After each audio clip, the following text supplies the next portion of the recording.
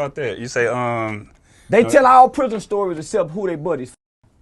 Because who you think fucking in prison? It ain't the punks. It's the punks getting. It's the G, the goddamn gangster, the badass in jail.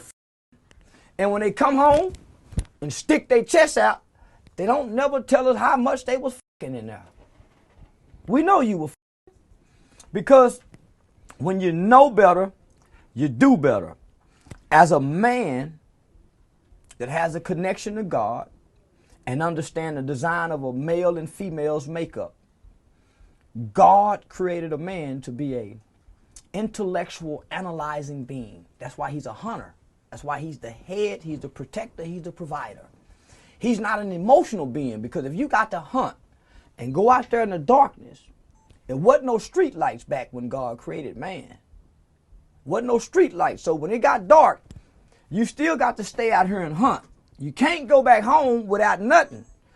You can't let your fear rule you. Those are your emotions. You thinking, you know, I got to feed this family, so I got to think past my fear and be courageous and kill whatever I got to kill and bring this meat back to the house. So the woman back at the house, she's a nurturer. Mm-hmm. She got to instill love and care and compassion into the baby, so she's all into her feelings. You really think for her. She feels for you. So you separate that. You ain't got a woman to feel for you. You end up feeling all your feelings and being with these weak, emotionally responsive black males who can't think past their feelings. So God give a man two desires. His two strongest desires is his desire to eat food and his desire to have sex. Every who wake up in the morning and go to work, he going to work for the food as well as the sex, because he wants this car that he drives to attract a woman. He wants the clothes. He ain't wearing any clothes for it. He don't get his hair cut for it. So those are your two strongest desires that really drives a man. His desire to wake up in the morning and eat him some food and throughout the day. That's why I struggle with that. At some point, those natural desires are replaced with aspirations, goals, discipline, willpower, as you grow into your manhood. So here you are, you going to prison.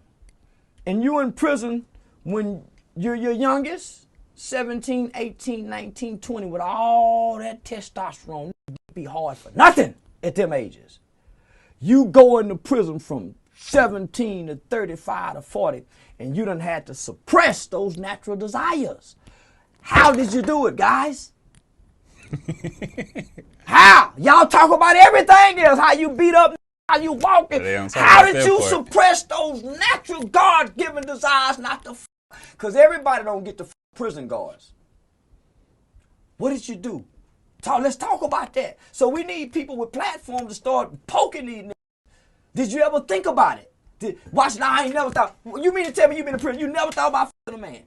And they got some men that got women for seeks in prison. We need to press these, homie. And so that's what I come to do, shake this shit up.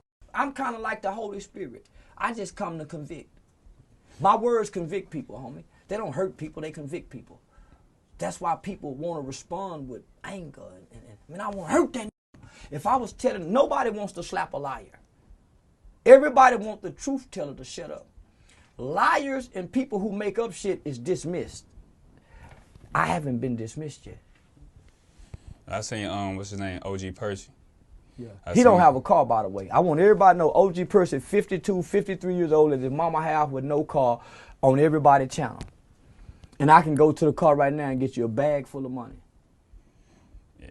I seen him talking about what you just kind of speaking about, like, you know, like man being in jail. They said he had a boy in there. He worked for the captain. They said he worked for a gay white captain on Ferguson. And if you're a real G, you don't get jobs working on Ferguson.